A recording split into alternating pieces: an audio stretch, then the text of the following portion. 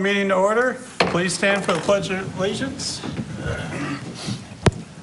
I pledge allegiance to the flag of the United States of America and to the republic for which it stands, one nation, under God, indivisible, with liberty and justice for all.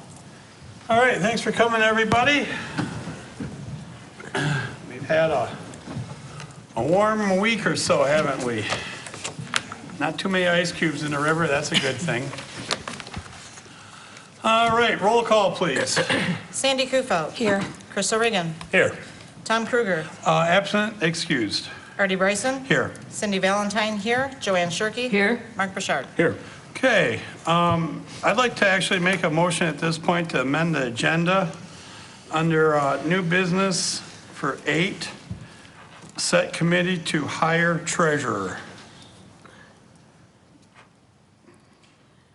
That would be number 8, set committee to hire treasurer. You got that, Crystal? She's working on it. All right. That's a motion. Do I have any support? Support. Okay, any discussion? Hearing none. All in favor signify by saying aye. Aye. Anyone opposed? Okay, motion carries. Uh-oh. Moving right along, we have bills payable. I'll entertain a motion. Make a motion that we pay bills payable in the amount of $133,471.89. Support. We have motion and support. Any discussion, questions? I'd like to make a comment on the bills paid, especially on the budget line. There's some brackets that I brought into question as far as several line items that were successfully explained by Cindy. And I understand what they are now as far as Oh, good. money appropriated. Yeah. So we're good. All right. Hearing no discussion, roll call vote, please. Chris O'Regan. Yes. Artie Bryson. Yes. Cindy Valentine, yes. Joanne Shirkey. Yes. Mark Bouchard. Yes. Sandy Kufo. Yes. Okay, motion carries. Moving right along, we have public comments. Do we have any public comments at this point? Go ahead, come on up, state your name and address. My name is Michael Joy, I live at 1696 South Channel. The ALS, BLS controversy, I don't know where you guys are coming from. To me, I can't even wrap my brain about why this is even up for discussion. I've been a paramedic for 40 years, licensed paramedic. I was active for 36. There is no comparison. There is no comparison. How many people here brought their horse and buggy to this meeting? You're basically looking at going back to that. It's useless. It's winging a prayer. Drive fast and hope for the best. I don't know what your motivation is. I don't know what you're thinking. But I can tell you from my bottom of my heart, been there, thousands and thousands, tens of thousands of patients. There is no comparison, not even close. So if you save one life, put a price tag on that one. I don't know what your motivation is, I really don't. This makes no sense to me. The studies you're referring to are all urban studies. They're not rural studies. They're certainly not on an island. So, misguided, I'm not sure, God bless you, I hope you make the right decision, but man, you're on the wrong path here. To even consider that, I can't even wrap my brain around it. So, I hope you make the right decision, but if you're even considering it, don't. You got loved ones, you got family, we got thousands of people in the summertime. I've been on both sides of the ambulance. I've been in a motorcycle accident, I've been in the back of the ambulance, and without morphine, riding down the road with a fractured leg, there's no good way to do that. And being a paramedic or EMT before I was a paramedic, to sit there and watch a patient and there's nothing you can do, it is the most helpless, worst feeling in the world. Literally, is nothing you can do. Paramedics bring the ER to the patient versus BLS who has to take the patient to the ER. I understand you got tri-hospital, but come on. If you can somehow figure out a way to transport these patients The money you're gonna make is gonna more than pay for. I licensed Ruli's ambulance back in the 80s, a Star ambulance in the mid-80s. I ended up buying their assets, I owned my own company for 4 years, sold it to St. Joe's, which was then, yes, they bought Ruli's, and then I was paramedic firefighter, retired as a battalion chief in the city of St. Clair Shores, licensed them as ALS. The money they made saved that department. Not to mention the thousands of people that were saved as a result. There is no, I can't wrap my brain around this, I really can't. And I've been there. I'm not telling you what I think, I'm telling you what I know. Big difference. Big difference. Please, think hard and long before you make a decision, because it's going to affect thousands of lives. Appreciate your time. Okay, thank you. Good seeing you, Mike. Any other public comments? Please state your name and address. Karen Straffen, 5007 Point Trumbull. I want to, and I guess this is kind of what he had said, but we do have Tri-Hospital. I don't know the difference between ALS and that. I've heard some people say that a couple years ago, there was 3 ambulance runs and it took Tri-Hospital, they needed 3 ambulances. Tri-Hospital had to get a 3rd one from Richmond to come. I don't think that would be any different if we did it, because we don't have 3 ambulances. Has there been a feasibility study done on this? And I understand you can't put a price on a life, but on my life, I couldn't imagine all my neighbors, when I've got Tri-Hospital, paying $1,000 or whatever. I don't know what it'll cost. And I understand our first responders, they need money. I can sit there and look at, you know me, a soldier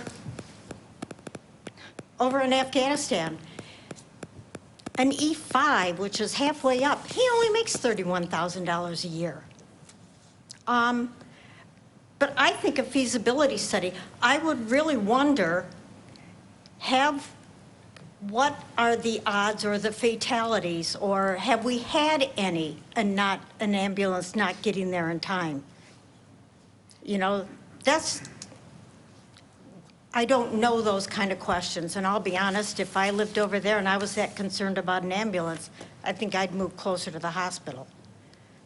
So, But I think a study needs to be done. well, we have numbers, and I'm going to share that, with the board and everything later. I mean, we already know what the numbers say, and different scenarios. So, I mean, nobody has perfect information, but I think we have a pretty good handle on it right now, and I'm hoping to offer some options going forward too.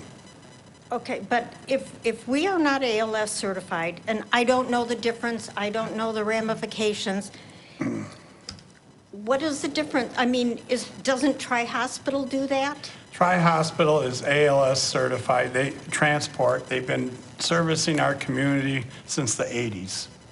And that's who's servicing our community right now, as far as the transport part of it, yes.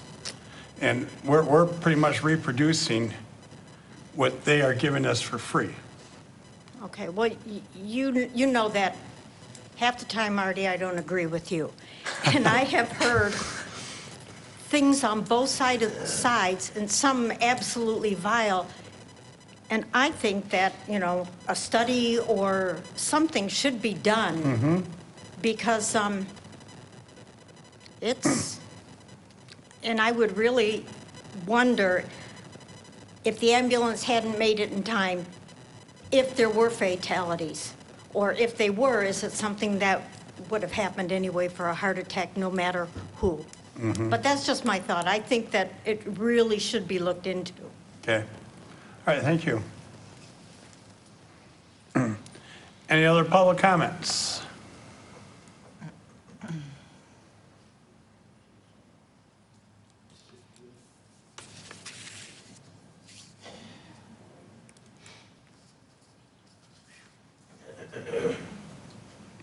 Bob Wishart from Green Drive on the island. The one, first and foremost, I'd like to have to say, and this is personal, I'm interested in me personally, and I know I respect all of you out there. I want available the best. If I can't get the best, I want to know from you, and you got the numbers. You said you had the numbers. I want to know why I can't get the best. Okay. And when it comes to the best, if something's lesser and you can't afford it, tell me that. Okay. I know what the best is. And I want to say this, I have not seen come forth from my township officials explanations concerning that. I expect that from you. And I do respect and would like to have out of our department, which I know I can get, is the best, if they're funded for it, make it an item that can be provided to the people that may need it. And the big thing is a timing element. You talk to all these people, go talk to your doctor, and you tell them if you have a stroke, what does 2 minutes mean? What does 3 minutes mean? It means a lot. We're stuck in a situation where we don't have 2 or 3. We got probably close to an hour from the time that 911, yes, look at me with that cringe. You got probably close to an hour from the time that 911 call goes in till you get up to the emergency care at River District or anywhere else. Time is a big element involved here. I want the best, and I want it as soon as I can get it. I won't accept anything less. I'd be willing to pay for it if my fellow islanders here or anybody else in Clay Township doesn't want it and aren't willing to pay for it. That's a deal, that's a situation you can handle. Right. But right now, I'm saying, get us the best. If you can't, and you can get it, if you're choosing not to get it, throw $1 in front of me and tell me how much it's going to cost and how much it will cost me not to get it. Okay. You'll have that information later. Thank you. Well, I haven't seen it yet.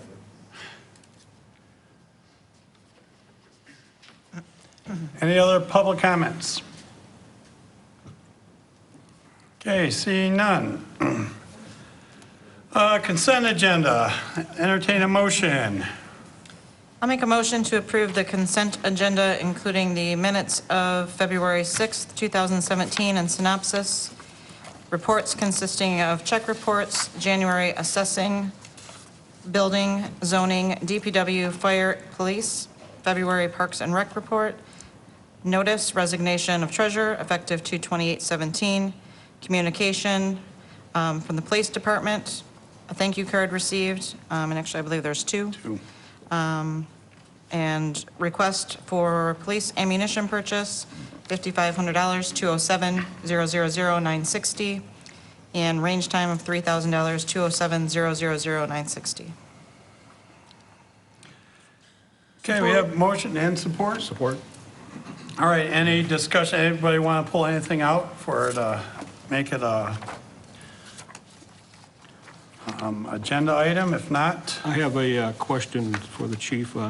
What's your future ammunition purchase going to be like after you use up this allotment? It's not going to be anything like this. The reason this is what it is because we're transitioning to the new firearms, Right. both the rifles and the handguns. Right. So I would estimate generally probably about half of this Okay. as far as the ammunition prices go. How often do they have to qualify with those rifles? Twice a year. Twice a year, okay. So we're going to see something like this again, or just this? You will cost see year it then? periodically. One thing I will state is most of the funds for this is going to come out of what we call 302 training funds, which is provided us from the state of Michigan. This comes from certain fines and such that are levied through the courts, and we get a percentage of that money back. What that does, that goes into state training funds, and then that is then divided up throughout the departments in the state.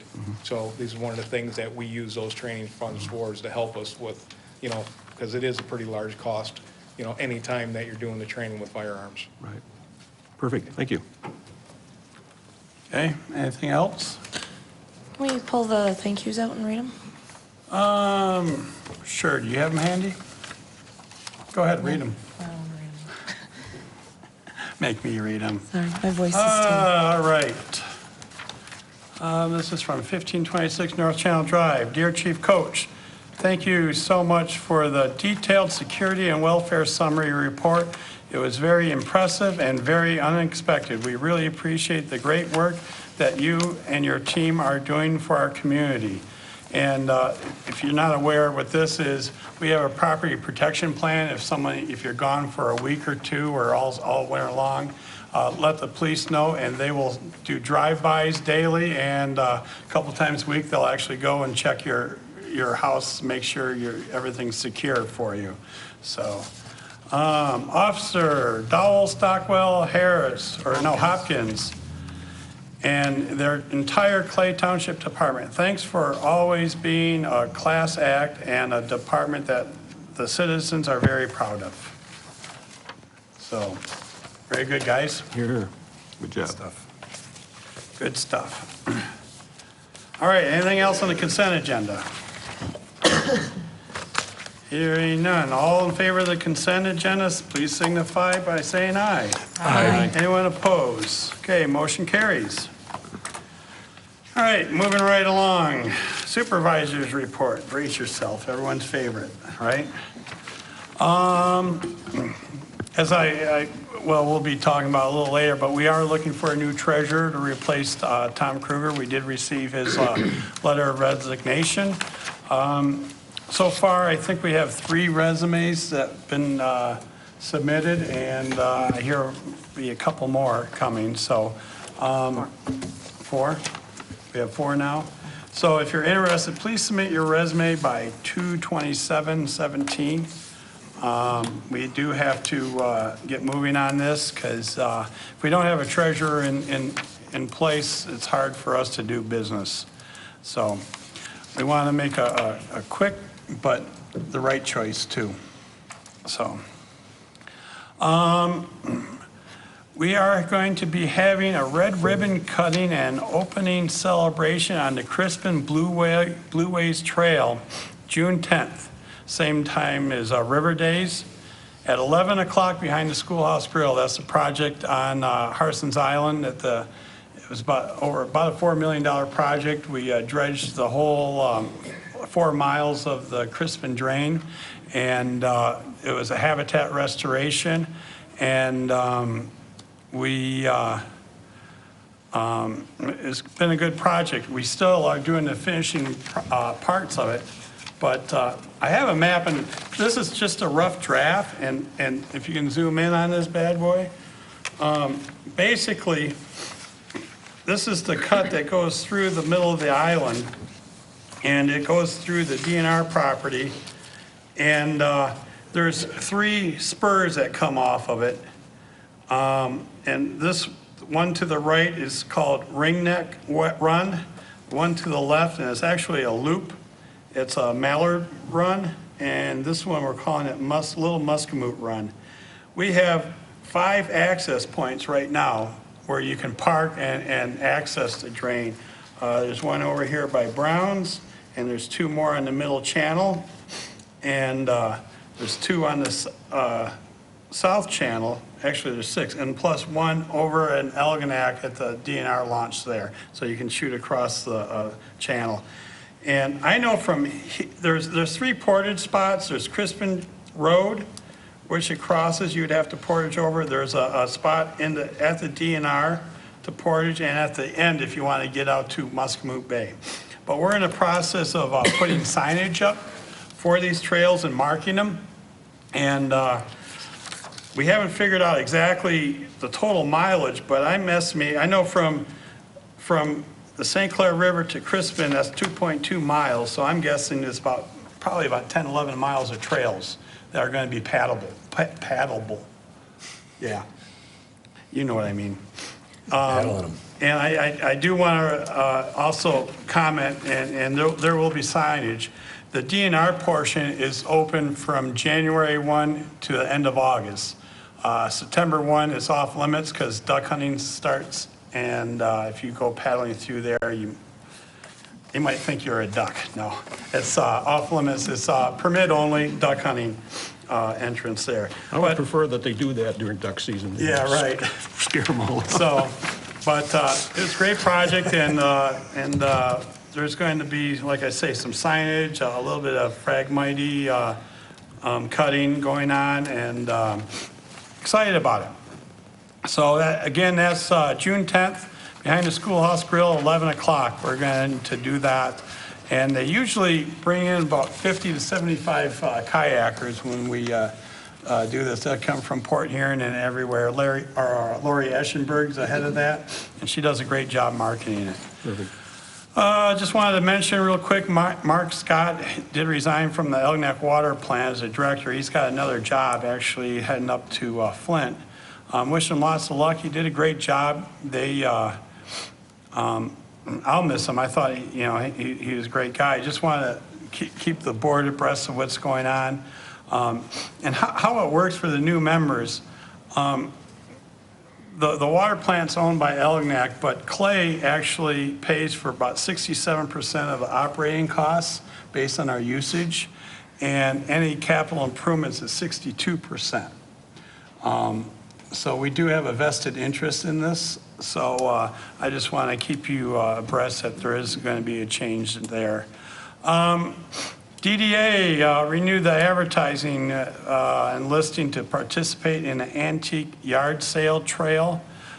We list it with Elginak and Clay Township. And so we will be in that program again. And don't ask me the weekend. I think it's the 8th. It's in August. I can't remember now, but I'll let you know when that gets closer. We have our annual road commission meeting, and any of the board members are invited to that. Actually, the last couple of years I went solo. It's okay, but if anyone wants to come to that with me, you're more than welcome. Just let me know. It's March 2nd at 3:30 p.m. at the County Road Commission, and they'll give you a lot of information on how our roads are funded and what we get for local match.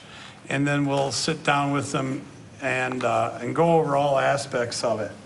Then later in the spring, we will actually do a drive around with the local, our foreman here, Mike.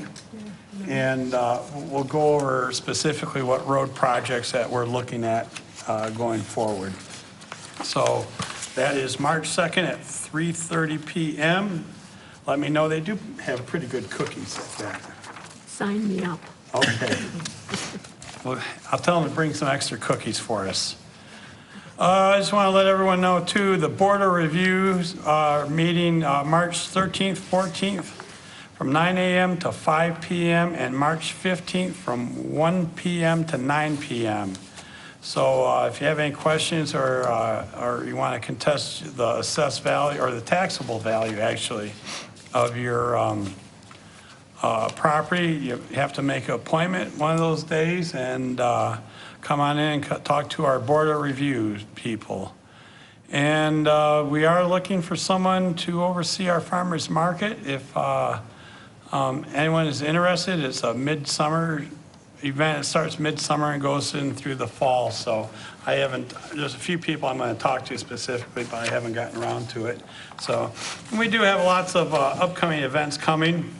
I'm not going to go into them now. We're going to actually be announcing a lot of them more in the future.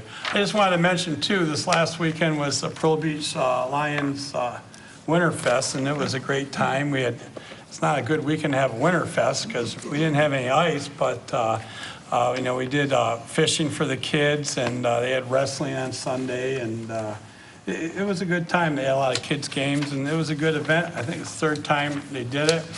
And it was cool. They had a trailer there to test kids from 6 months to 5 years old. If they have, I think it tests for like 30 different eye disease. They take a picture of it and get a good reading. They were able to test a lot of them. But all the funds that they raised during this event goes towards a project that they do, and they actually go into the school and test every elementary kid from 1st grade to 5th grade, gets their eyes tested, and if they do need eyeglasses, they actually pay for the glasses. So it's a great program, and we're lucky to have that, and that's how they get the, get that project done, is from the proceeds of the Winterfest, so. All right, thank you much. Okay, moving right in, we have unfinished business, is ALS, BLS license discussion.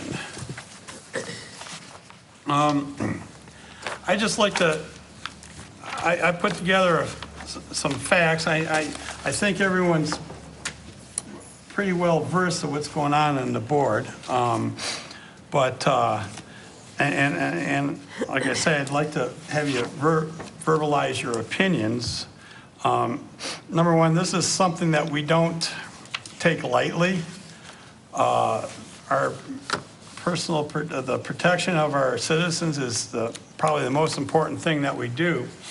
I always tell people, what people really want from the township, if there's a bad guy in their backyard, they want to be able to call a cop and have him take out, have the bad guy taken care of. If your house is on fire, they want someone to come and squirt water on it and put it out. And same thing if you're having a medical emergency, you want to ride to the hospital. And they want good roads and garbage picked up. And anything over and above that is pretty much fluff. But like I say, this is a very important thing, and I know I've done a lot of research and talking to anybody and everybody I know of that's very knowledgeable of this, especially at the county level. And it's something that we just didn't jump into. Like I wanted to say, we are still, right now we are covered by ALS transport unit from Tri-Hospital, and that's what we're covered with right now, today. If there's an emergency here or on the island, Tri-Hospital is the one that's going to take you to the hospital. And that hasn't changed at all. And when I first got in office in 2012, they didn't have very good response times. And I jumped up and down about that. This is back in 2012. And to their credit, they stepped up to the plate, and they increased their response times dramatically, especially on the island. They actually cut 5 minutes on their average response time on the island. So I definitely did give them a lot of credit for that. In 2014, Clay entertained the thought, we got a SAFER grant to pay for some full-time firefighters for 2 years. And at the same time, we entertained the thought about basically replacing Tri-Hospital as the ALS transport agency. And even the old fire chief said, it's not that Tri was doing a bad job, they're doing a fine job, it was a business decision. At the time, it was reported that we would probably collect about $450,000 a year in revenues from transporting people from a situation, a scene, to the hospital. And we would be station managed, we would have two ambulances, one on the mainland and one on the island.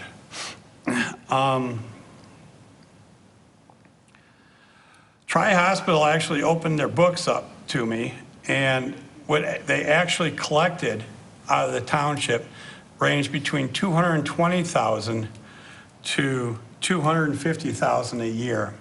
And I don't expect that if we were doing it, we could collect any more than Tri-Hospital has been doing. It's the exact same calls, same call volume, same situation. I think it was overestimated because we were using numbers that we collect, our fire department would collect from traffic accidents, and if there was a fire at a home or something like that with insurance. They have a higher rate of collection than they recoup from a person having a situation and needed a ride to the ambulance. So they've been collecting $220,000 to $250,000 a year. It would cost us between $300,000 and $350,000 a year to have this service. So in a nutshell, we would be losing money on it. And like I say, it was a business decision back in 2014 that Clay decided to get in. And I know it's not about money, it's about saving lives, but those are the numbers. IRA was ALS transport for about 2-3 years. They got out of it because they were losing money at it.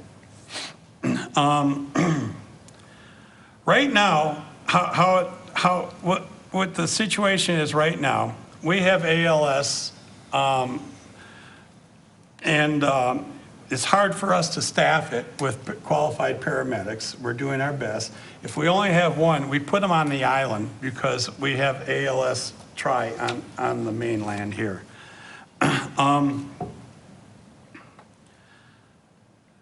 We still cannot transport. That's the ultimate thing. We tried, we applied with the St. Clair County Medical Control Board twice for our transport license. We were turned down twice. I was very upset and angry. Ask Cindy. She was too. She was probably mad or more upset than I was. We appealed to the Michigan Medical Control Board, and they also denied us. And you know, I was saying before, and I hear it from a lot of people, well, it's a conflict of interest because the 3 hospitals who make up the Medical Control Board in the county also owns Tri-Hospital Ambulance. I get that. But when the state turned us down also on the same reasons, that kind of took the conflict of interest argument out of the wind out of the sails, quite truthfully. I checked with attorneys, our attorneys, about fighting it. It would have been a very costly lawsuit, and it would probably drawn out for years, and they did not like our chances because, quite honestly, the state also denied us. So whether you like it or not, we cannot transport, we cannot collect revenues for our ALS. That being said,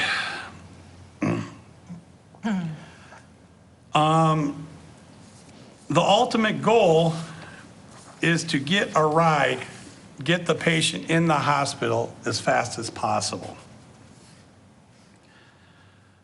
When a unit arrives on a scene, the first 5 minutes, it's all basic procedures that are being done. Stabilize the patient, assess the patient.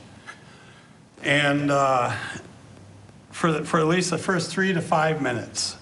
And 95% of the time, Tri-Hospital is at the scene at the same time or within that 5-minute window.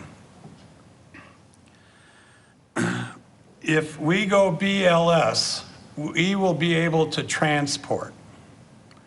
They will allow us to transport to either intervene with an ALS unit or to the hospital itself. We cannot transport as ALS, but BLS we can transport.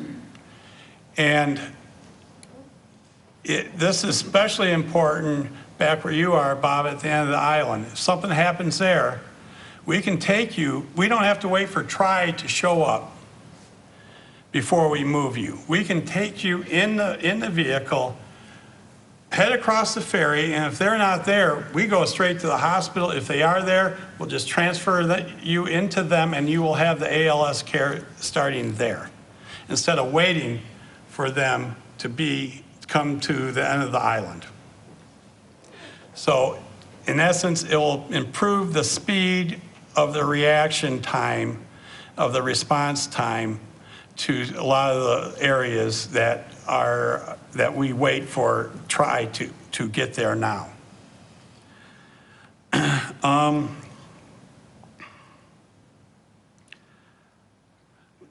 I've seen several studies and I've told everyone, Google ALS versus BLS.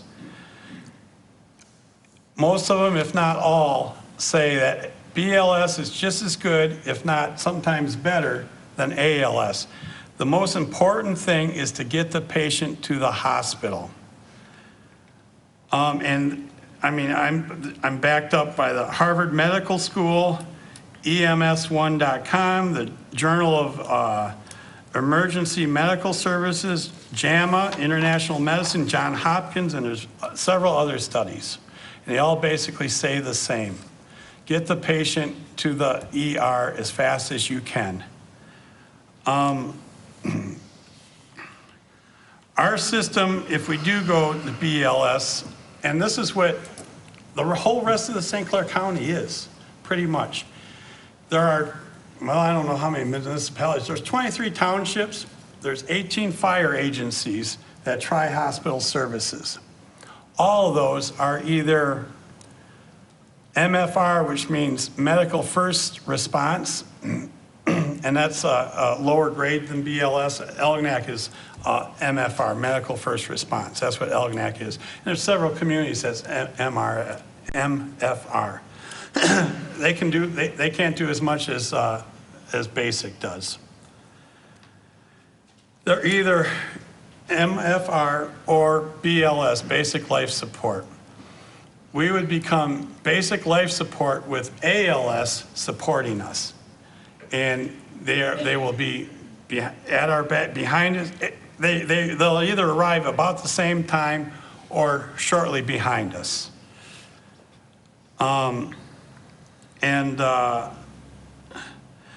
It works out very well in the rest of the county, and there's a lot of places that are more remote than Clay Township, even down at the turnaround on Harson's Island, that this system is working very well. Talked to a lot of the chiefs, and they have no problem with it. Let's see. I mentioned about how we will be able to transport if we are BLS, and that will significantly lower the transport time to the hospital, which is our ultimate goal, load and go. ALS unit on Harson's Island cannot engage into putting out a fire, or an ALS unit on the mainland cannot engage on firefighting. They are there, is regulated by the state. They are there only to address a medical situation, and if there's a call someplace else, they have to leave that scene and go to that medical call that's away from the scene. They cannot engage in putting out a fire. We are a fire department, and we do have to protect the township for fire also. I've talked to several of the officers in the fire department. They basically said that they are in favor of going to BLS. I talked to one that said, because I didn't like this right off from the get-go, because if we have two calls, two medicals, and both of our ambulances are gone, we're totally unprotected. A month ago. Can't fight a fire. You mean. Can't fight a fire or a second or a third medical call. Tri-Hospital, like it or not, can do a better job at ALS than Clay Township can. They are more proficient at it. They have more calls than we do. Where's the numbers? In 2 years, we had 21 ALS calls total on Harson's Island in a 2-year span, 21 of them. None of them are considered life-saving runs. And if you know anyone that's in the medical field, you have to continually do procedures over and over again to stay good at it. If you just do it once every 6 months, you get rusty and you do not perform the procedures well. That's why they call it practicing medicine. You need to practice at it to stay tuned with it. Tri-Hospital, each unit, they average 5, 6, 7 runs a day. And they rotate their staff around to keep their skills in tune. We would not have that luxury. Number one. Number two, Tri-Hospital has 10 ambulances in the county. And if there's one 1 or 2 calls, they backfill. They have different procedures to backfill, so there's still coverage. A month ago, it was a Saturday, we had 4 medical emergencies in the township within a half hour. Do you think our 2 ambulances would have been able to handle that? Tri-Hospital did, and they did it very well. I commended them with it. So it's more than a business decision that we don't do this, we go to BSL, I believe. Let's see, I got ahead of myself a little bit. If there's an ice jam, Tri-Hospital committed to putting ALS unit on the island if during an ice jam.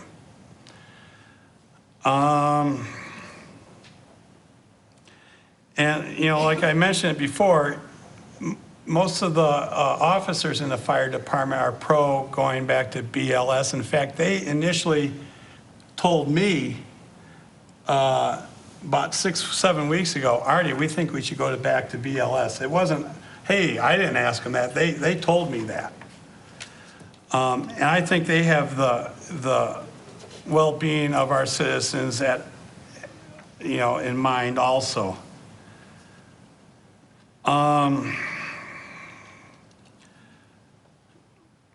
I don't know, I mean, I'm probably missing a couple points, but to go further, Bob, you want to know costs for Harson's Island?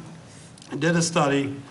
I'm asking for a quote from Ken Cummings right now, I didn't get it yet, on what it will cost to put a ALS unit 24/7 on Harson's Island. I know it's about $150,000. So if you want an ALS unit at the end of your driveway, pay us $150,000, it'll be there 24/7. But it would cost the islanders 1.25 mils on their taxes. Additional for one ALS unit over on the island 24/7. And I want to firm those numbers up. That almost doubles what you pay in taxes for fire. Right now you pay 1.625 mils. It would be additional 1.25 mils for that. And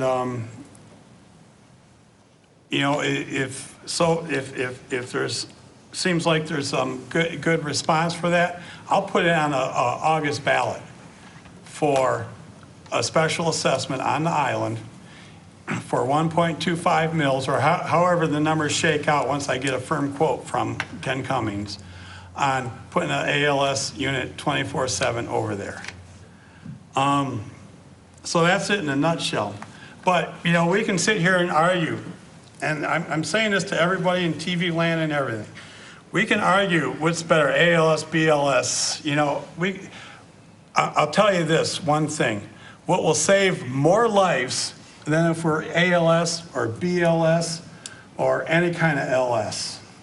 What will save more lives if everybody out there learns CPR. And we're going to start getting aggressive with teaching more people CPR in the very near future. We're going to buy some more CPR dummies for training, and I'm going to urge everybody to learn CPR.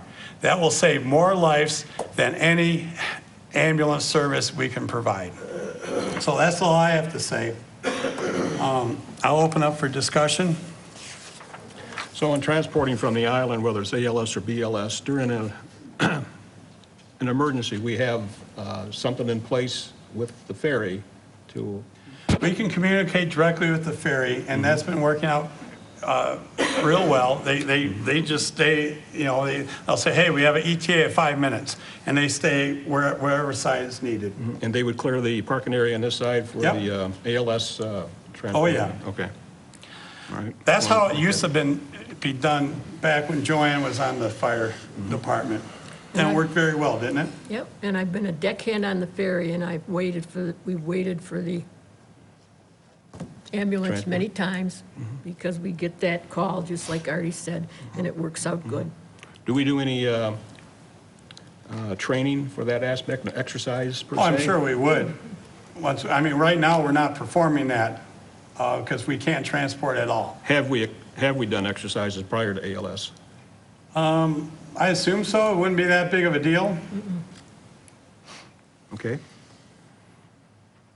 What I'd like to see is, before we make any final decision on it, is a chart with incidents prior to 2014 concerning incidents and BLS transports. Then from 212 to 216, I'd like to see that same incident rate with BLS and ALS. In 2014. 2014 on. Is that something we can put together? I don't know. Okay. We'll work on it. We'll work on it. Okay. I think it'd be a good tool for the residents to see where we're at, where we stand, maybe get a better understanding, and cost with that. So we throw up on a chart, they'll be able to see exactly where everything is and where it falls in it. I understand the gentleman back there is a pro paramedic, and I perfectly appreciate that and understand it. But as an ex-B-52 pilot, I never wanted to fly an A-15, so. Well, I guess my concern is that we didn't really learn up until late that if our ALS unit shows up to a fire, they can't go in and fight the fire. That concerns me, being as that's our fire department. So how do you explain that to a homeowner when their fire is burning their house down, when Tri-Hospital shows up right behind them, and then it's okay? And even then, it's not okay, because they still have to be available to respond. So we still have to wait for other firefighters to show up. Yet Tri-Hospital is sitting there right next to them. That's what, I mean, it's nice that we have that extra medical capability with our fire department, but our fire department, first and foremost, has to be our fire department. if we get a call, the unit has to, they can't take a fire truck to the fire. They have to take the ALS certified vehicle to respond to the fire. Doesn't make a whole lot of sense when your house is burning down.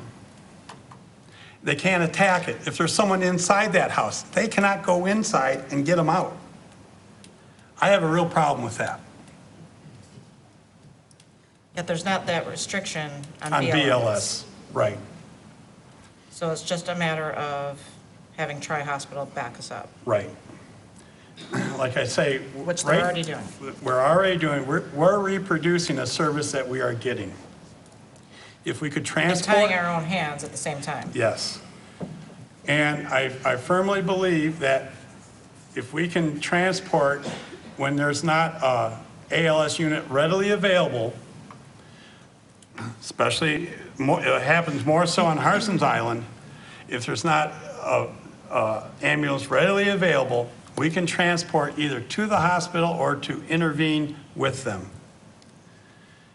It will cut the response time from the scene to the hospital down drastically.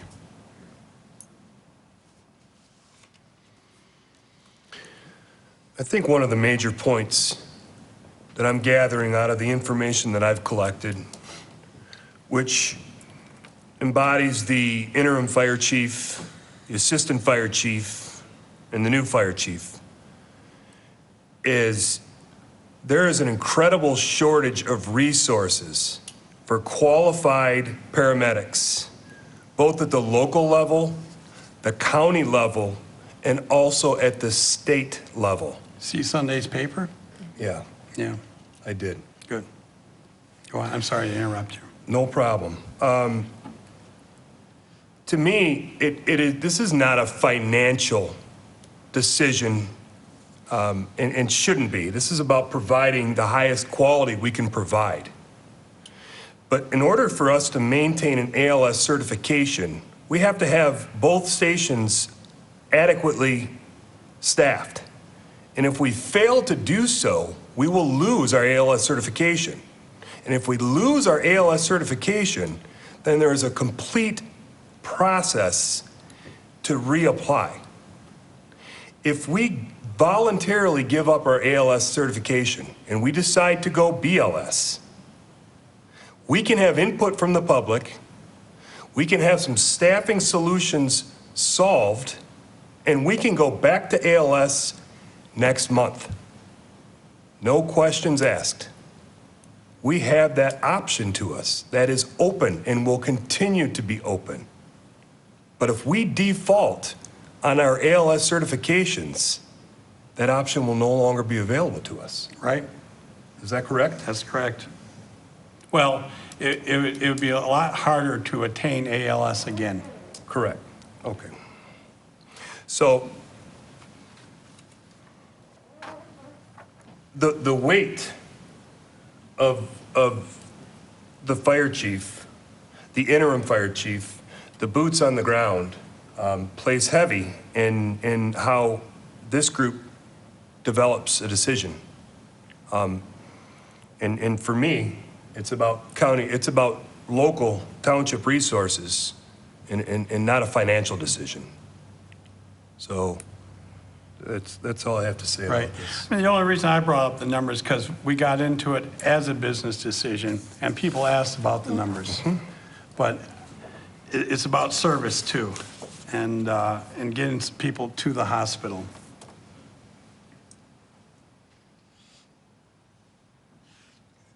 So, any other comments, or does the board want to take any action, or? So essentially, when we have a paramedic on right now, they're staffed over on the island. If we only have one, They're on the island, which we have to have at least one, we have to have at least one. and it's on the island. Optimally, we would have two. So essentially, we have medical on the island right now, medical that can respond to the island within a couple of minutes, and no fire coverage on the island. Right, Okay. right now. Because if they're medical, they're not doing Right. fire. And how it works too is to be ALS certified transport, you have to have, the agency has to be certified ALS, which we are. And then the vehicle has to be certified ALS. So our vehicles would also have to be certified ALS. Someone's talking about the out islands. There are no ALS certified boats. Does not exist. They don't make them. It's not a classification. We cannot get ALS certified boat. I checked into that also.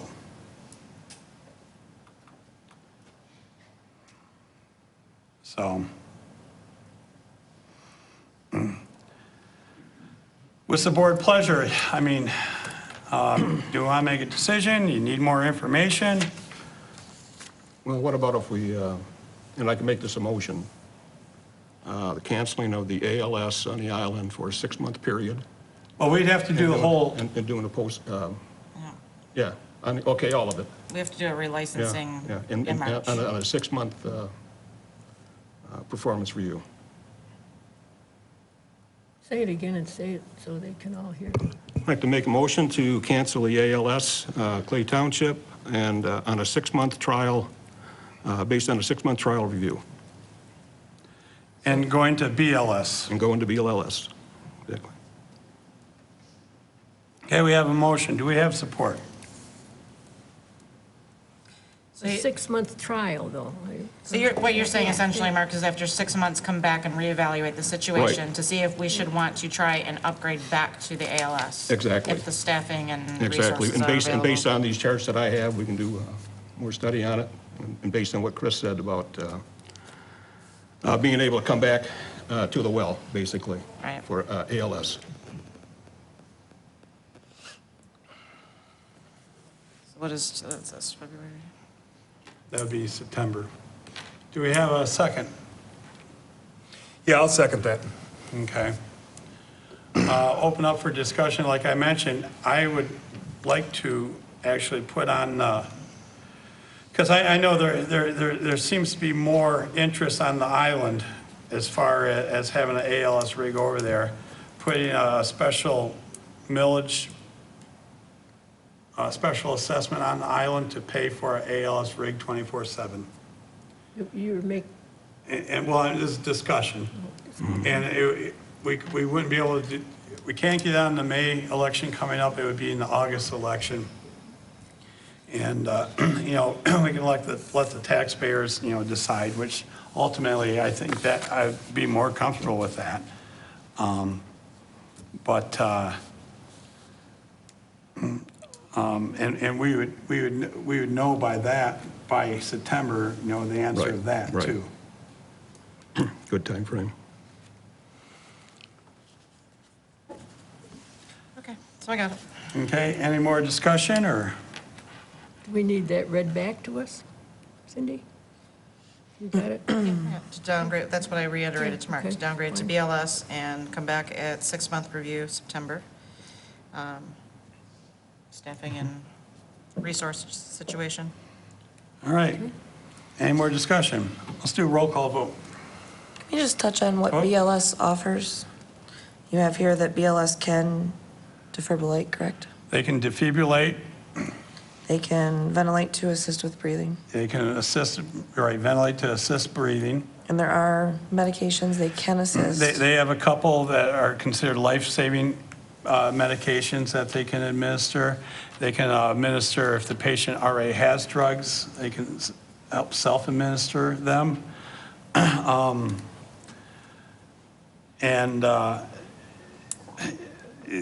if you have a smaller toolbox, you get really good at those tools. But if you have a bigger toolbox that you don't use all those tools very often, you don't get quite as proficient with them. That's how it was explained to me once before.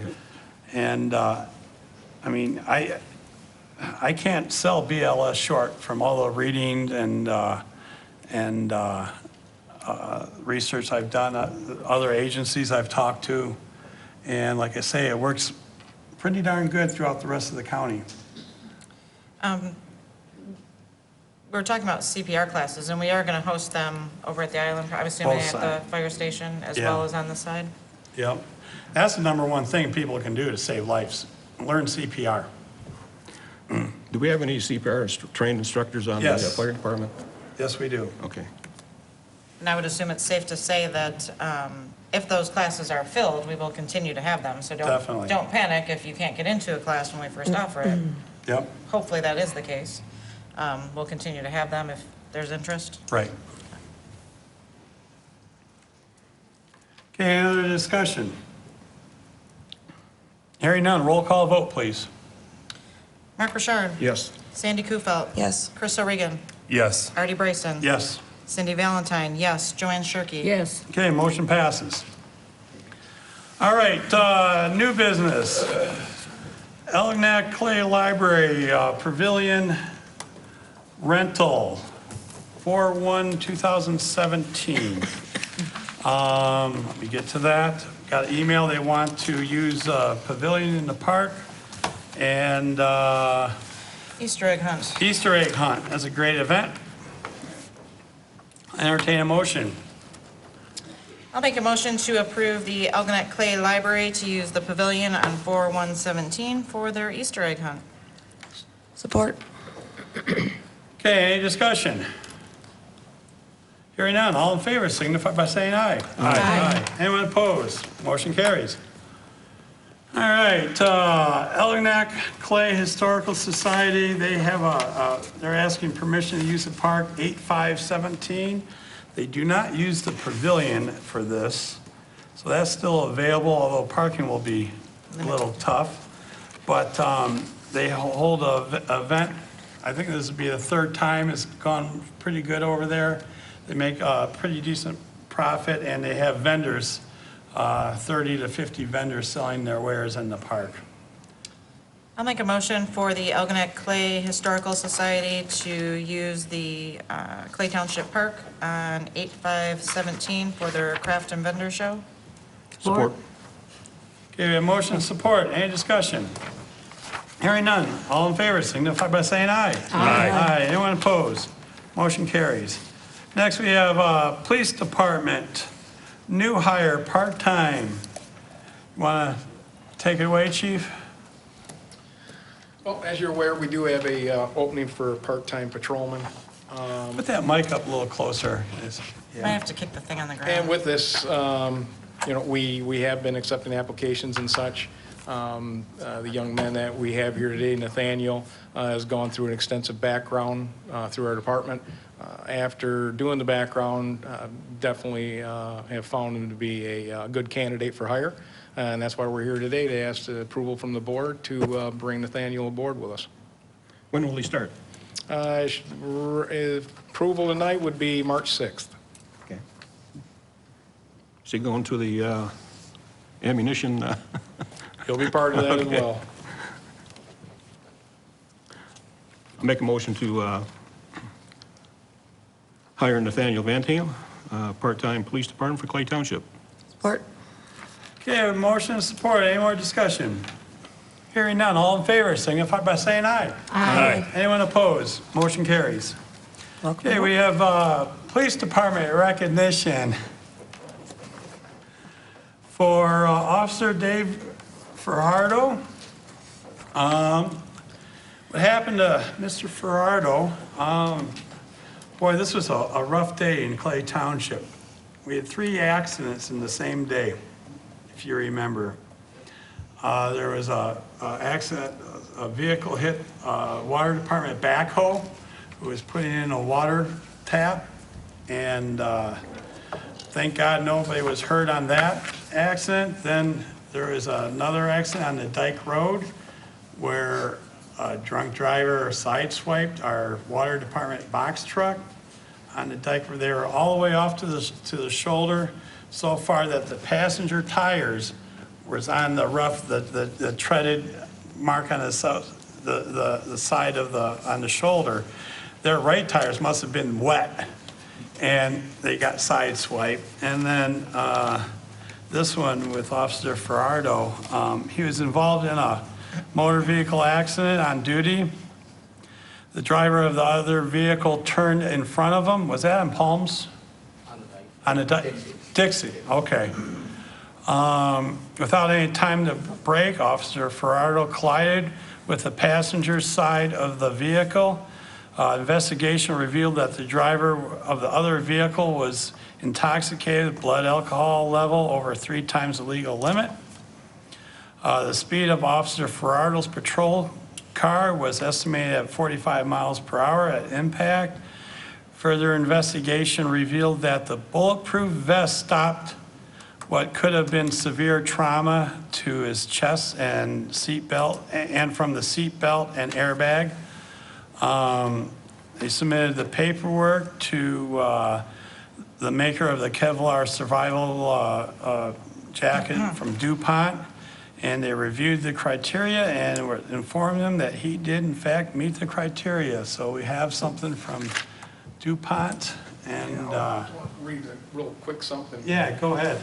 First of all, you know, I would love to be able to take credit for this, but I didn't even know that the program existed till Officer Sean Hopkins brought it to my attention.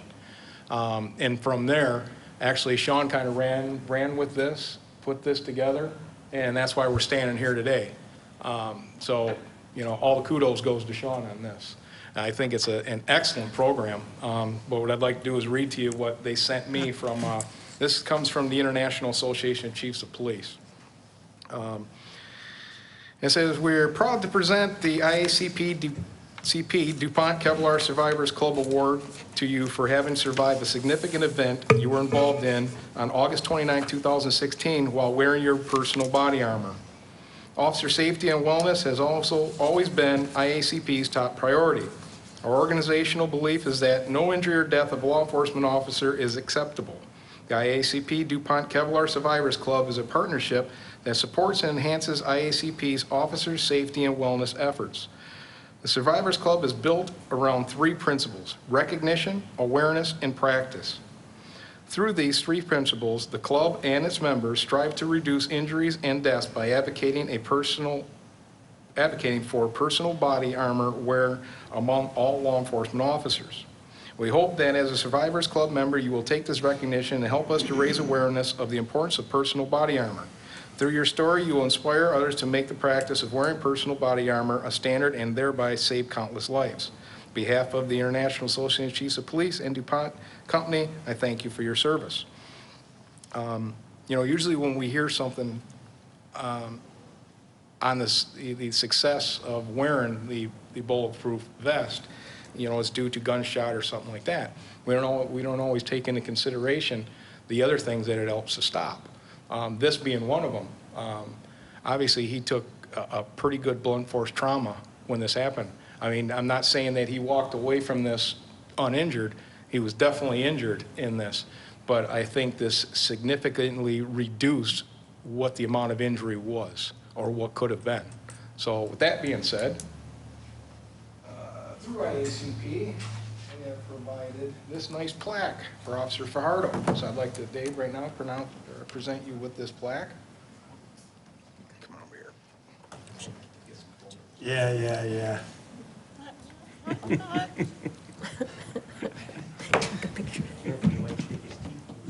Everybody going up? No, I'm taking pictures. Oh, okay.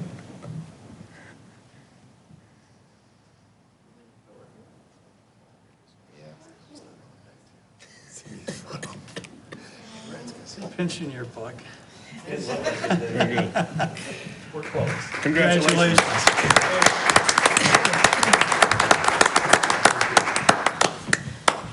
Glad you're still around.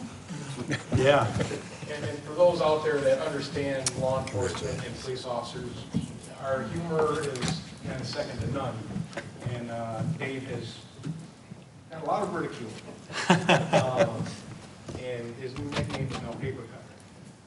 So we'll leave it at that, but we'll let you know. Okay.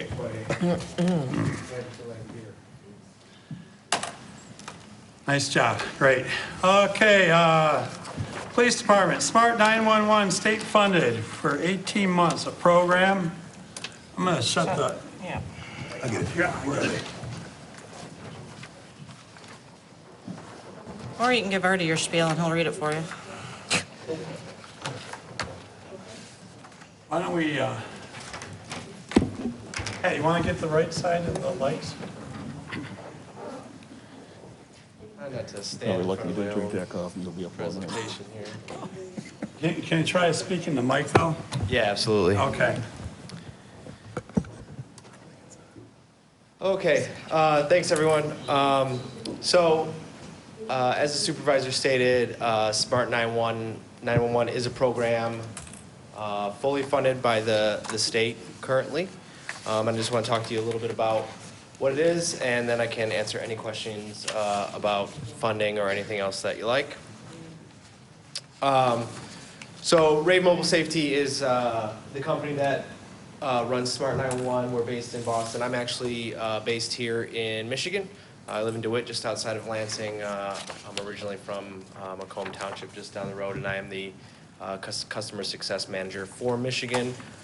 So I'll be helping Clay Township along with every other county and city in Michigan with Smart 911 in the future.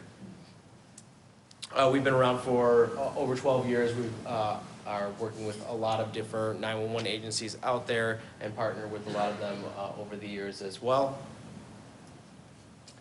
Smart 911 is a national program, so it's not just here in Michigan. So when it comes to the profile side of it, which I'll get to, and using Smart 911, that's going to follow you anywhere in the United States that is a city or municipality or PSAP that's using Smart 911. And currently over 10% of all emergency calls deliver data through the Smart 911 system in the United States. We're in almost every state now. Actually, could be even a little bit more updated. We're actually in 45 states out of the 50 currently, and obviously working to be in every state in the United States. The profiles are stored in a database nationally, so like I said, no matter where you live, wherever you've signed up for Smart 911, that's going to travel with you. So even if you are a resident or possibly just a summer resident of here in Clay Township or Harson's Island, and maybe you live in Ohio, or even if you live in the Detroit area or something like that, and you're coming here in the summertime, your profile travels with you with that phone number that you've connected with it. So, and that's all stored in a database, a national database, also a secure database for everyone. So what it actually is an opt-in personal profile. So that picture is what it would look like to our 911 telecommunicators here in Clay Township.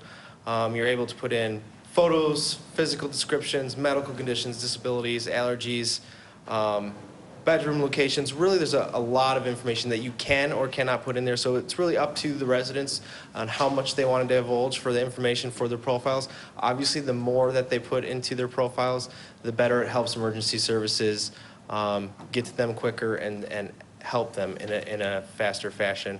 Along with just those types of things, obviously, you're going to have address and those other things as well.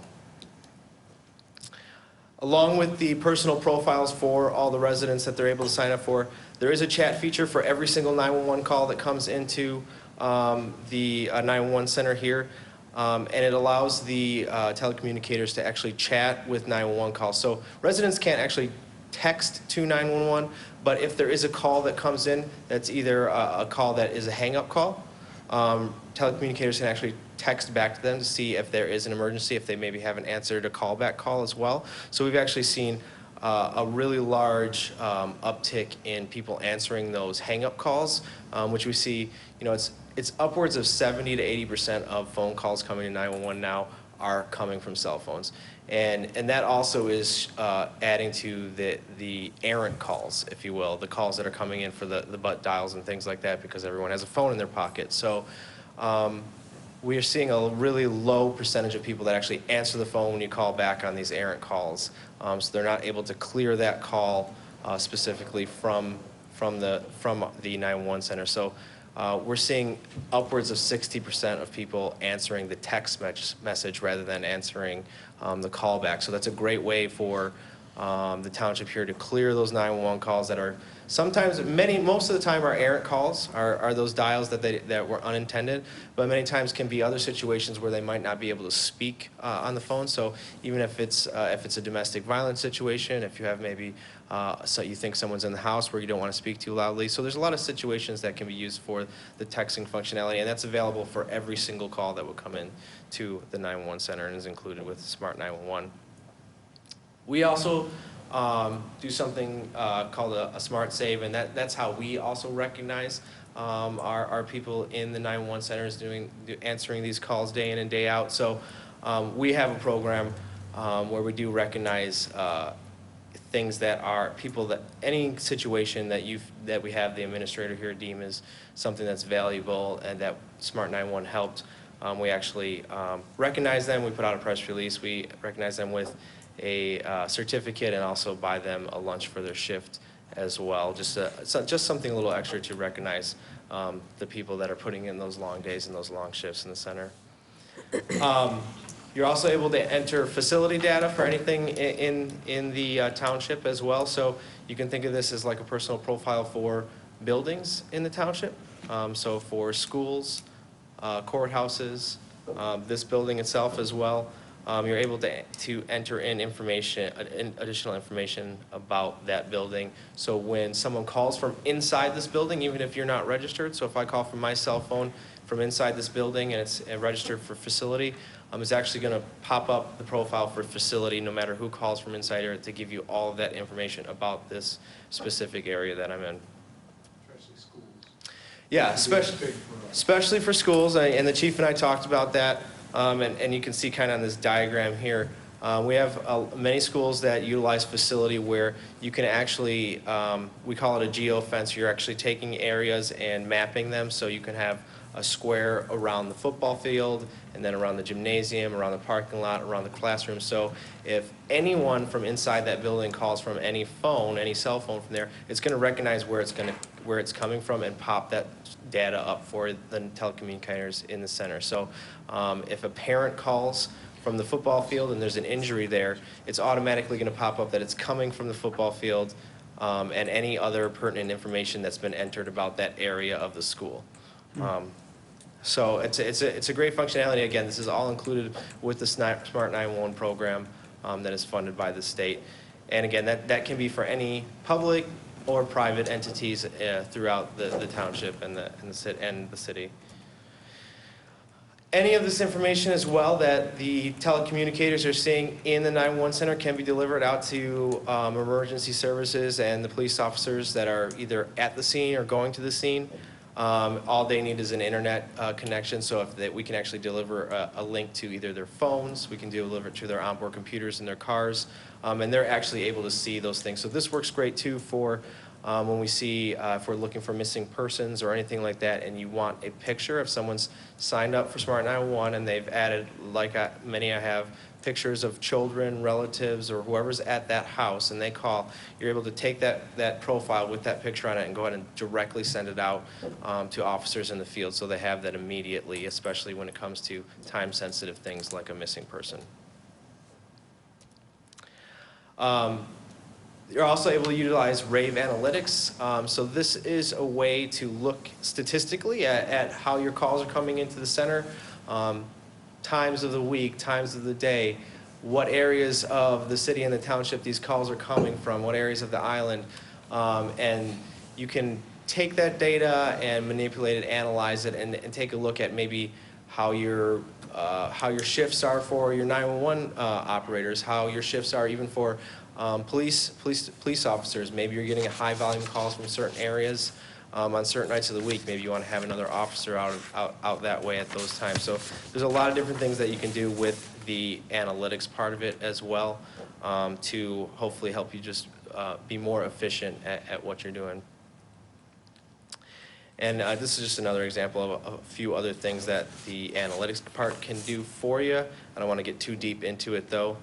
You know, as Michigan as a state has opted in to start to use Smart 911, we are well over 60% of the 911 centers in Michigan now are using or have signed on to start using, and we're implementing it at their centers currently. St. Clair County, the St. Clair County PSAP has started using Smart 911 as well already.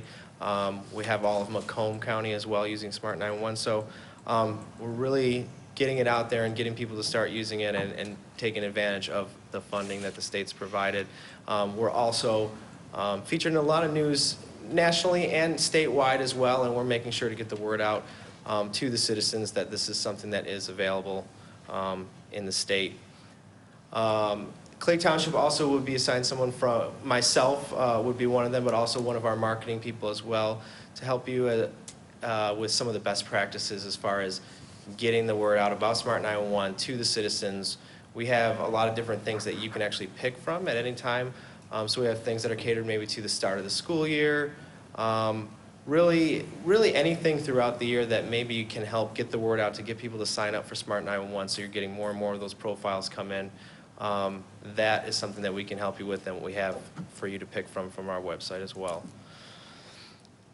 And again, the funding currently, you can take advantage of it for 18 months funding. This is actually our second year of funding, so it's already been funded once before. This is the second year of funding, and we are working on the third year of funding currently and should know, and everything looks good for that, and we should know about that sometime around May. So this looks like something that will be going forward in the state of Michigan, and we'll be here to stay. Do you have any questions about it? So how do people register? I assume online? Sure. Yeah, so smart911.com is where you would go to register, and you can do that from anywhere in the country, really, anywhere where you have internet. So, and you're able to enter, if you have two residences, like I said, you can enter your residence, both residences. You can enter your place of work, really anything pertinent that's going to, again, help 911 services help you in a more efficient manner. We need to get a kiosk for people that don't have computers. So, yeah, so we do. In our lobby. We do see that a lot. I was just thinking. Senior centers, Yep. things like that, will have we need one here. something that will help people that don't have internet access to be able to sign up. Yeah, I think a workshop would be in tune with this, with the other stuff that we have. So it's funded for 18 months. Do we have any idea if it's not refunded as far as the costs? Sure, we do, and that's been negotiated with the state, $4,500, okay. in the state. Did you, sorry? in the statement of work with the state, so that won't change. It's $4,169 Okay. per year. For the township to do it. How many seats do you have, Chief? Yeah, we're just under 10. Currently, no, I mean, Do we just have one seat here or a full-time seat? well, one full-time seat, but we do in the summertime start working too. Talking from the standpoint of our dispatch, I mean, this is something that, you know, we deal with quite a bit, and like you said, face it, I mean, more and more households nowadays are doing away with their landlines and going to these cell phones. If that comes through, the best case scenario is we can ping them off of a tower, and that is not always accurate. It can get you within a certain perimeter. This is a different story. If these people sign up for this, it's at least going to get us to the residents. Yeah. Which is huge. I mean, there's so many things that this comes with that there's no doubt that we're going to be able to utilize. But basically what's going on here is we're changing with the times. I like the texting aspect of it myself. Yes, and that's one thing we deal with a lot, is So what you call the butt dialing. And now, and like you say, most people, if they don't recognize the phone number that's calling, they don't answer it.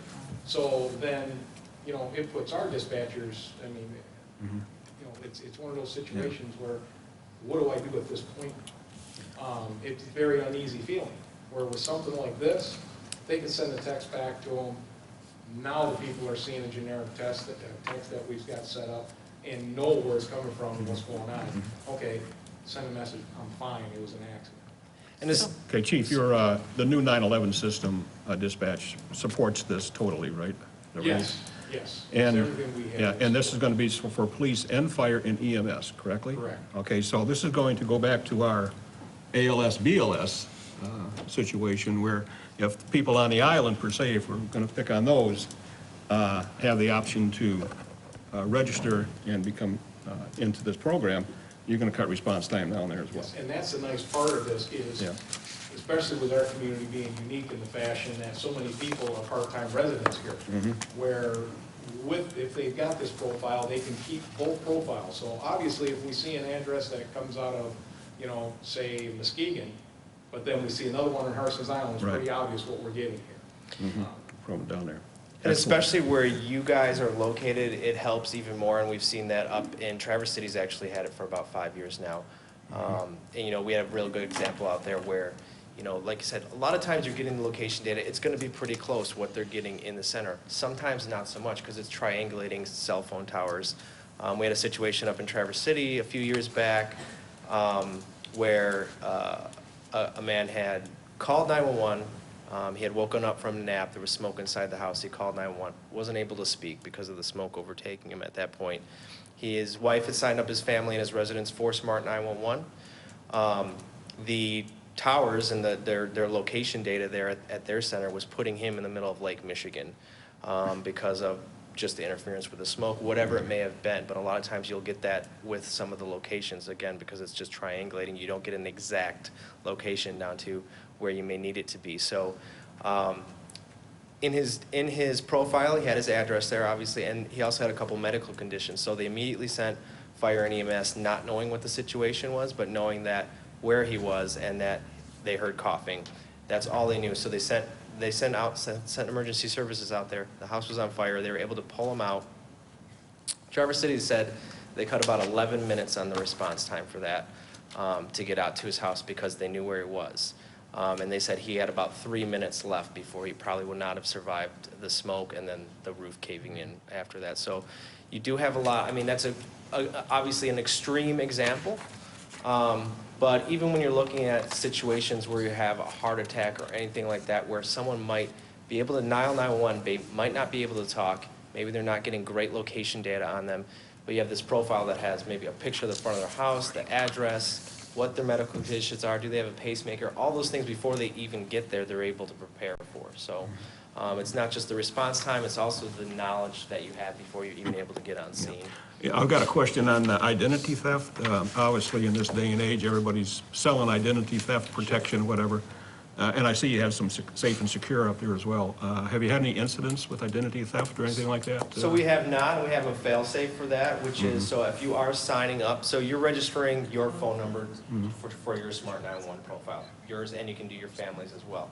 Now, what's gonna happen is you're able to pick an option of how to get notified that, and I'll also claim, and also say that that is you and you do wanna sign up, so you can get a text message, an email, or just a robocall, and you're able to select that. So I sign myself up for, or I can sign up for Smart 911, but before it actually adds me into the system and takes that information as truth, it's gonna send my telephone and text message, and I have to confirm that that's what I wanted, along with, you know, relatives or anyone else. So you can't have someone that's trying to sign other names up, things like that. So there is a method to that as well.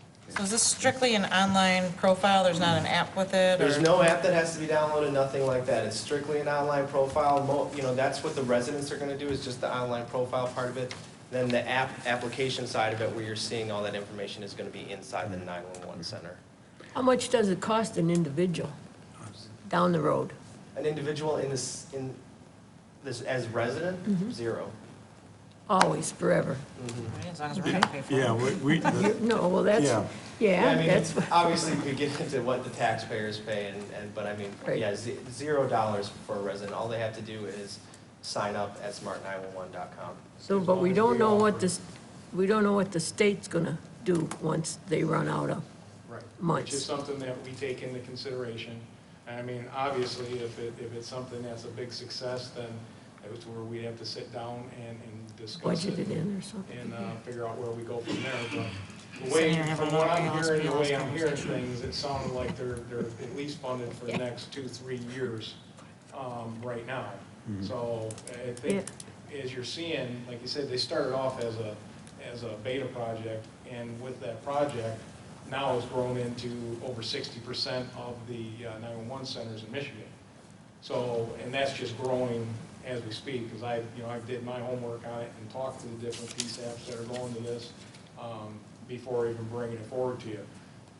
I think it's definitely, as you can see, there's a lot of advantages that come with this, and I say we take advantage of what the state's offering up to us right now. And with having that 18 months, instead of just 12 months for opting in before the end of the day today. Still got time. That does give that gives you a good cushion, so you would have from February 21st, 18 months from there. We'll know about funding for this year, like I said, in May. So even if there happened to be something that, they didn't fund it this year, you'd have all the rest of that time to figure out if you wanted to keep it, if you wanted to fund it, whatever that may be. And that would be going forward. We are looking for a sustained funding method. Just the way that it works right now, and the fund that we're getting from, we have to do it on a yearly basis. So this would, again, be the third year coming up that it would be funded, but hopefully after that, we would have a method where it would be sustained, so we could say, okay, now 5 years from now, then we would look at getting it funded again where it be sustained. And we do not have to, it is not something that we are committed to. So if something happened where the Right. state did drop funding to it, we are not committed to pick it up. There's no cancellation or any kind of fees associated whatsoever. And everything is included, so any kind of tech support, again, marketing, all those kinds of things. I'm going to ask you about marketing. Yep, so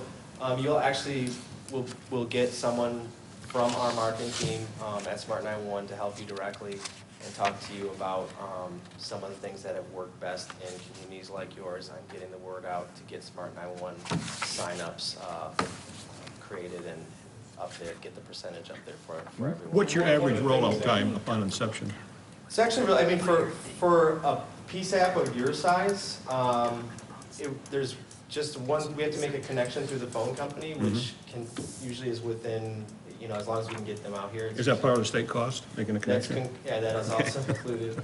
But we can usually get them out here within a week or two, and once that happens, I mean, it takes 2 hours at that point to get it up and running for that much. So it's not, and it's something that doesn't have to be integrated and with everything they have. It kind of sits on top of what what they're using right now, so it's a very light software product. So again, rollout time is very quick. I think this is a great win-win situation and quite an asset for the police department and the fire department. Yeah, I for the think it's, township as a schools. whole. And- Schools, And everything, we've yeah. seen we've seen just a huge response in the people in our community that signed up for the WINS program with our warning notification Yep. system. And I think that would be a good tool as well to help put this out to those people. Yep. Which, like I say, there's a very big part of our population that's already signed up for that. So that would be one of the first tools to use to get that out there to the people as well. Perfect. Yeah, and we've seen that in other communities as well, the mass notification like WINS That's to get good. the word out for Smart 911 signups, especially, when you're putting together maybe something else like a snow emergency. It gets people thinking about their safety, and you can add to that. And remember, Clay Township has Smart 911 signups Right. at smart911.com. Yeah, I think we're good. Anybody have any questions or anything, or? I'll make a motion that we approve the Smart 911 that is state funded for the next 18 months, at which time, I'm going to say 12 months from now, we can review. Support. Unless we have some issues and review sooner. I'll support that. Support. Okay, we have motion and support. Any more discussion? Nope. Hearing none. All in favor signify by saying aye. Aye. Anyone opposed? Motion carries. Thanks a lot. Thank you. We'll be talking to you soon, I'm Thank you sure. very much. Okay, next we have Resolution 2017-03, the Clay Township Recreation Plan 2017-2021.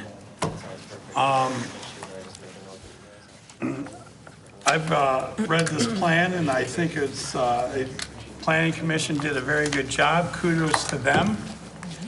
And thank you. And from our first meeting that we had with the stakeholders, we already have programs that initiated from this. And this will be talked about our next thing. I am so happy they recognize in the plan, in loving memory of Tony N. Koviak, 1941, 2016. So I'm going to make the motion that we adopt the Clay Township Recreation Plan 2017-2021 as presented from our Planning Commission. Support. Support. Any discussion? I'd just like to recognize the planners, the planning committee, and Cindy Valentine, excuse me, Cindy Babbitt. I'll take it too. And Cindy Valentine too. for putting a lot of effort into this recreation plan. Yeah. It comes with it a lot of potential grants we can get, so that is always helpful. So thank you again. Any more discussion? I was involved for a little while. Yes, with you were. it. Yes, you were, Joanne. So- And I got shipped off to No, another board, this is a good document. so So, I'm quite familiar with it. Any yeah. discussion? Or Cindy, do you want to say anything, or are you good? Or Ed? Come on up. What's that? Ed Keller. Yes, please. Oh, yeah, we'll get to that real quick. Okay?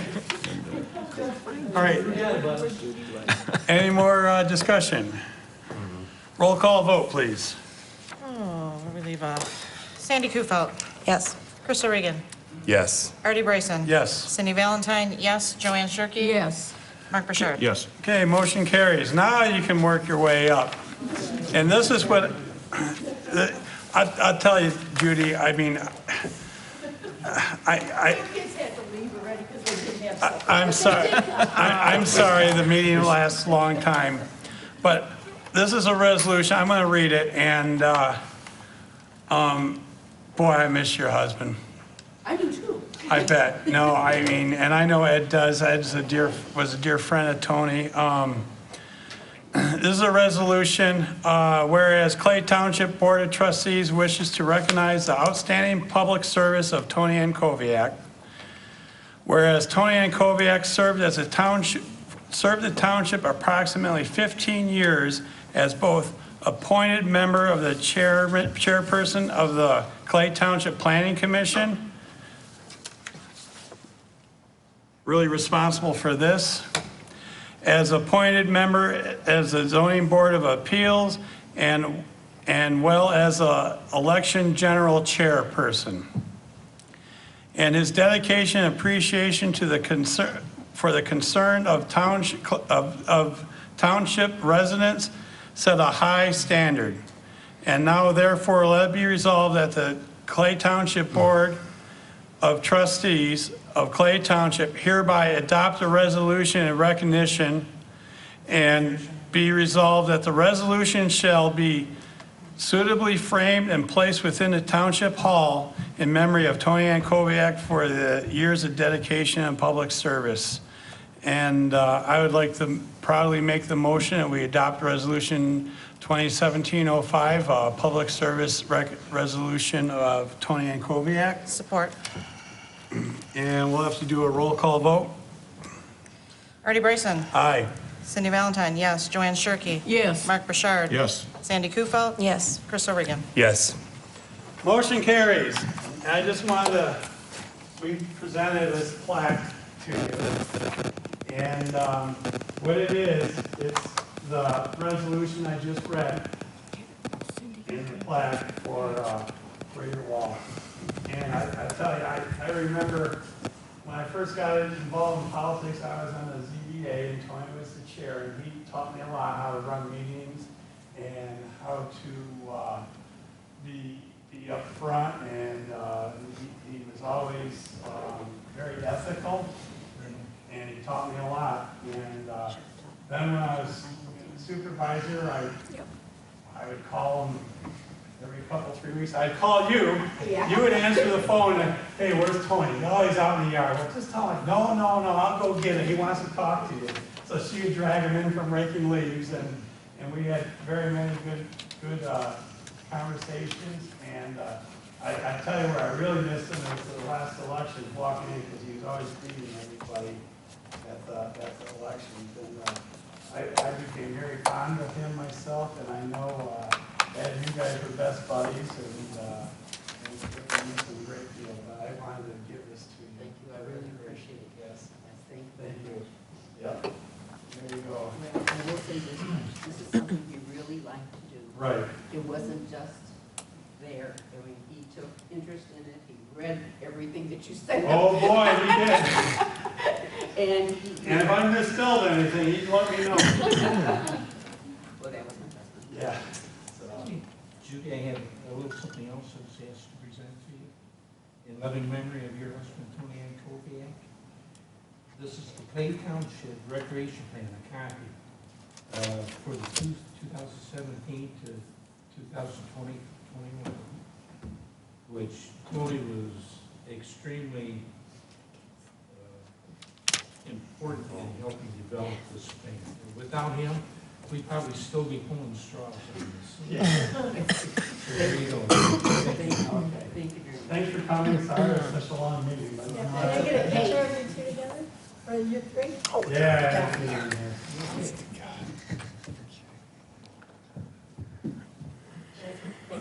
you. Thank you. All right, one last thing on the agenda. We need a new treasurer, and we need to form a hiring committee. And, sorry. And I'd like to make a motion that it would be Mark Richard, Sandy, and Chris serve on that committee. I'll support that. We have motion and support. You guys willing to serve on the committee? I am. I am. Okay. Any more discussion? Are you? Yeah, I'm good. Okay. Okay, hearing none. I got a motion. Do we have support? Yes, I support it. Okay, and any more discussion? Hearing none, all in favor signify by saying aye. Aye. Anyone opposed? Motion carries. All right, board member comments. Mark, you have anything? Well, thanks for passing the recreation plan. I'll roll that out tomorrow night to the planning committee. And I think we got a lot of items cleared up tonight. It's a good meeting. Thank you. Hey, Joanne? There has been no ZBA meeting recently, so I have nothing to report on that. And I agree with Mark. We're moving along, keep going forward. We got lots to do yet, so keep working on it. Cindy? I would just like to wish Mr. Tom Kruger well in his retirement. Okay. Andy? I just wanted to thank Cindy Babish. I stopped in a couple of days ago and asked her some questions on the plan that we passed, and she was very helpful, so I want to thank you for taking that time with me. And Mr. Kruger, I didn't get a chance to get to know you very well, but good luck in your retirement. Okay. Chris? In perusing in the township offices, I've come across a 2017 spring tree order form. It's good for, it's Sanilac/St. Clair County Conservation Districts. It's a complete order form that talks about trees, saplings, and the prices are, in my opinion, phenomenal. So if you have any interest in planting trees in the fall or the spring, you should stop into the office and pick up one of these, or you can go online at www.sanilaccd.org. All right, thanks. I guess there'll be a few of those trees in your upcoming yard. Support. All right, I'd just like to thank everyone coming, and the police officers and the firemen that were here, and everyone else. Sorry it was a long meeting, but we did get a lot of things done. And thanks for the Pearl Beach Lions for a great Winterfest, and thank you for Cindy Babish for everything she's been doing for Parks and Rec. And we've been busy, so it's a good thing. Keeping it going, so that's all I have. And if anyone has anything for the next meeting, just let me know, or Cindy. And our next meeting will be here March 6th at the Township Hall. One last motion. Motion to adjourn. Now they get tight. Okay. Motion, all right, all in favor? Aye. Thanks for coming, everybody.